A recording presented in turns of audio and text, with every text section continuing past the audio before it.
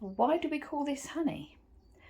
Well, to be honest, it's very hard to tell the difference between this and the real thing. So throughout this video, I will be referring to this as dandelion honey. You can call it dandelion jam or jelly. Whatever you call it, it is certainly delicious and tastes just like the real thing. For this recipe, you will need 150 grams of dandelion flowers. You will also need to have the same amount of weight in sugar as you will in the liquid that you end up with. We use ordinary granulated white sugar, and we ended up with 700 millilitres of liquid, so we matched that with 700 grams of sugar. You may not have the same amount. We just bought a 1 kilo packet and use that. Aside from that, you need water, jars, a muslin cloth and a funnel. So let's go ahead and get this recipe started. Right, you want to leave your dandelion flowers for a while to let the bugs crawl out of them. I don't know if you can see, here's little black bugs crawling around. And the easiest way to get the yellow bits out is to just split this in half, and then you can just peel these out. Now, we got these dandelion flowers from our back garden where we have loads. Nikki's about to do the lawn mowing tomorrow, so these would have been cut down. We also got some from our allotment beds, which we were weeding. We've left the others, and then there's an area of grass that is usually kept mowed for people to park their cars at the allotment. We have a lot of wild area at the allotment, but this area is kept mowed for parking, and it hasn't been mowed because it's been too muddy down there, and now it's drying out, is about to be mowed. So we got the dandelions from there. There are still plenty everywhere. I don't want any comments from the bee lovers. We love the bees too. If you've seen our videos, Rose has a special bee bed, which is quite a large bed, on her allotment. We've got a communal area planned with a specific area for wildflowers, indigenous trees and all sorts. So, you know, we really do support the bees. This does take much more than my dandelion salve if you found us from there. But if you have a good area, and we know, see how easy this is when you split these up. We know that, the dogs aren't walked there. There's nothing in our back garden. There's no pesticides used because these are fresh from being picked. We've just let them rest for a little while to let the bugs come out, and we're literally using them as they are. We are not washing them. You want the pollen. You can see the pollen on my fingers there. I think I got a bit more. And Rose's yellow. Open your hand, you see all the yellow. Yeah, so we want that pollen in our honey. So we'll just continue until we've got 150 grams. If we need a few more, there's plenty in the back garden that Rose can go and get. Right, here are my dandelion petals. I'll give you a tip. I've got quite, they're just cheap digital scales, but they were quite sensitive. And when adding in a few light petals at a time, it wasn't picking up the addition in the weight. So what we had to do was collecting a different bowl and then add a bowl to the scales, zero the scales, and then add the petals sort of in one lump. And we just sort of kept doing that to check how much more we needed to add. So I've got here just under 150 grams. If you can't collect enough at once, then you can freeze these. But again, don't wash them, just freeze them as they are.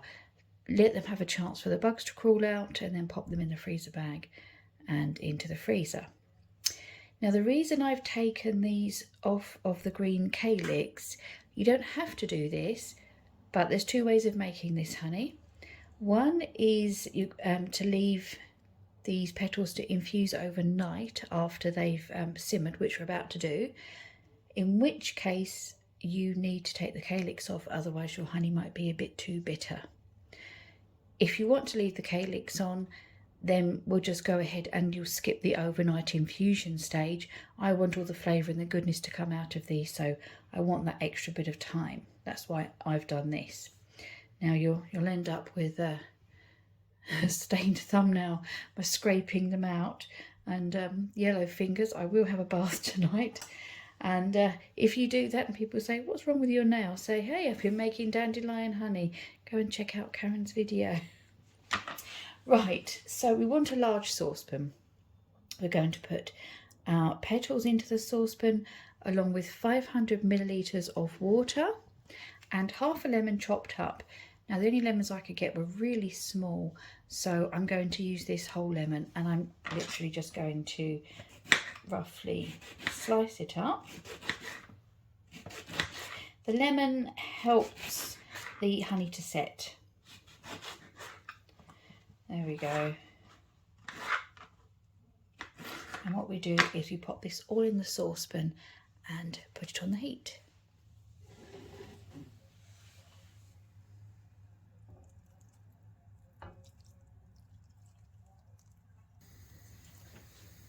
I'm going to mix this in so that the petals are submerged.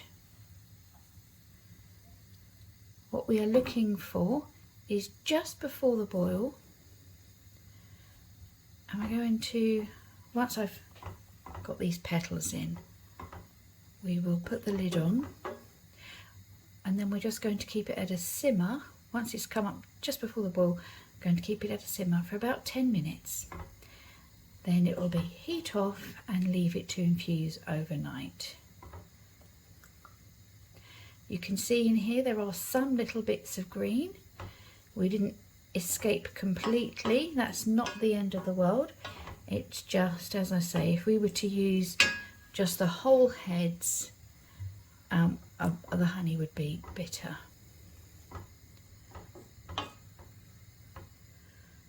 Okay. Time for the lid and keep an eye on how it's going. Good morning to you. So this is our dandelions that have been soaking overnight. Before we do anything with these, I'm just going to pop a ceramic dish, or you can put a plate, into the freezer. We're going to test this like how you test jam. Right, that's done. So what we are going to do now is, if I move you backwards, we're going to strain the dandelions. You want as much juice out of this as possible. So I have here a bowl, a sieve and a muslin cloth that I have scalded with boiled water, and we are going to just put our dandelions into here and let it drain through into the bowl. There's quite a lot of the liquid inside the dandelions. I want to make sure they're all out.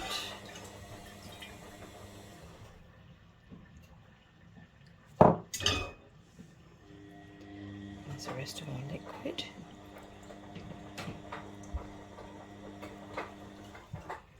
If you can hear the washing machine, I apologise for the noise. It's the sounds of everyday life.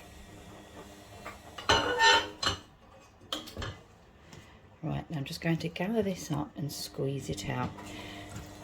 So I'm just going to give this a squeeze.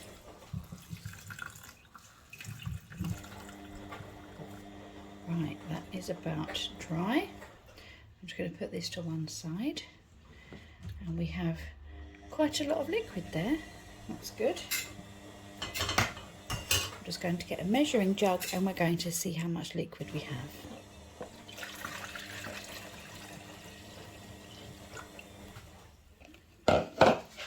Let's have a look. That's 700 millilitres. So what we need to do is we're going to pop this back in the saucepan, and we're going to add the same amount in grams of sugar. So 700 millilitres here, we will add 700 grams of sugar. Now for our friends in the States, when you make jams and jellies and things, I believe that you don't do equal weights of your liquid to sugar. So, but we do in the UK, so that means that our shelf life is a lot longer. We don't have to water bath or can our preserves in order to keep them shelf stable. So this is going to be shelf stable, well, for as long as it takes you to eat it. There's no sort of expiry date on them. Yeah, so we're just going to continue on with this. I'm just going to give my saucepan a quick wash, and we'll get on to the next stage. Right, now to save on extra washing up, I'm just going to put my saucepan straight on my scales and zero the scales. Okay, so now I can put my sugar into here. So remember, you want to match whatever your liquid is once you've strained it. This is when you realise how much sugar is in your preserves. And remind you that these are a treat.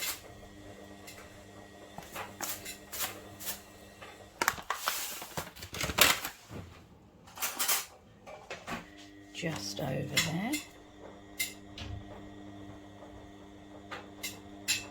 Right.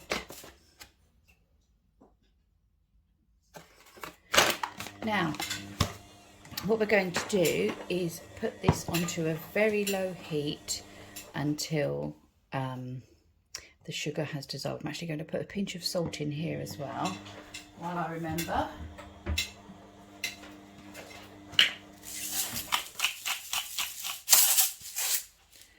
Okay,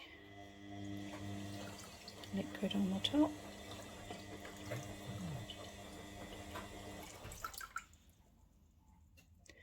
Low heat until the sugar and salt have dissolved, and then we're going to bring it to a boil.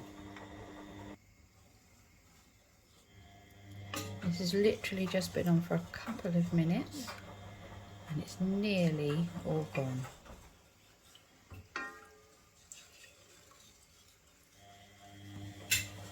That's all dissolved, so I'm going to turn the heat up and bring it to a boil, and then we're going to boil it for about 10 to 15 minutes. Just keep it on that rolling boil, and then afterwards we're going to do the plate test. I'll show you how that's done when the time comes. Right, that's just coming to a boil now, and in the meantime I'm going to sterilise some jars. I'm using this kind of jar and lug lids. So with the lug lids, it's got these little bits here and like a rubbery kind of feel on the inside. Now to sterilise them, what I have done is I've washed these in hot soapy water and given them a rinse. Now these are, you know, they're only a tiny bit warm, so for this purpose we're going to class these as cold jars. Now when you're sterilising, you always put cold jars into a cold oven and bring it up to temperature.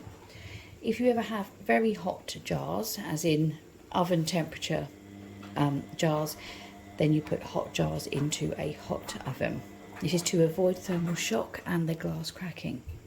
So I'm going to put these up to 100 degrees centigrade. My oven will be cold when these go in, that's what I will put it on. So when the oven comes to temperature, it'll slowly bring the glass to temperature as well. This will dry them off and it will sterilise them. Now, this is the kind of thing we want. We're just going to keep it at that for 10 to 15 minutes. Right, so this has been 13 minutes. I went in the middle. I'm just going to take a little bit out on a teaspoon and pop it in my dish, which I've just taken out from the freezer. And I'm just going to leave that a couple of seconds for it to cool down. You could put it in the fridge. What we want to see when we press it is for this to wrinkle up. Now it's still very hot, so I'm just going to put a little bit more in, and then I'm going to pop it in the fridge just for a couple of minutes. Right, so here we are. This is not wrinkling, and it's a bit too runny for the honey consistency that I want. So I'm going to give this a quick rinse out and put some more in it, because this has still been boiling while this has been setting. Right, so I've just put another lot into the fridge, and this time I'm going to turn this right down to a simmer. If you think it's very close, you can remove it from the heat altogether. I do, however, want to keep this hot because this will be going into hot jars. So hot food into hot jars, same as cold food would go into cold jars, again for the thermal shock reason. Right, now here's our second test. I don't know how well you can see that, but it is wrinkling, and you can probably see the viscosity of it is very sticky. And also, I've left my spoon here, and this has certainly made a sticky mess of the side. It's exactly like honey. So I'm going to leave it here. It's time to get the jars out of the oven. Here we have our hot jars. So we're putting our hot food into them. I have a wide mouth funnel. Just going to pour it up to the shoulder. I don't have enough left for another big jar, so I'm just going to do this one.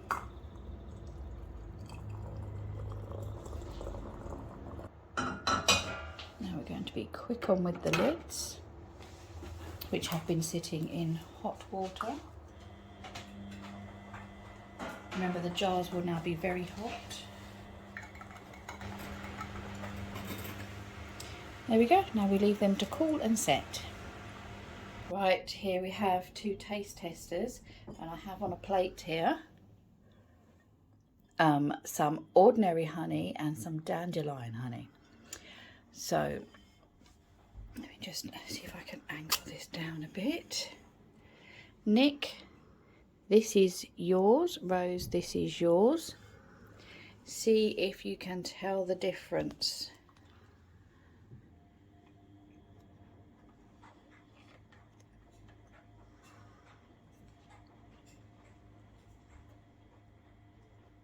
So you both had sample A, now you're having sample B. Which one do you prefer? A or B? Or can you tell the difference? The only difference I can tell is the second one is slightly thicker. So, right, okay. Yeah. I think that B is the dandelion and A is normal. And what do you prefer? B. You prefer B? Nick, what do you prefer? I would say there's not real much difference in it, but yeah, I would say B is the dandelion because it's thicker. Because it's thicker. Yes, it is thicker, and you were both right, it is the dandelion. But I've tried it as well. It's really hard to tell the difference, isn't it? It's like honey. The house smells of honey. I think this gets a big thumbs up. Let us know if you make this.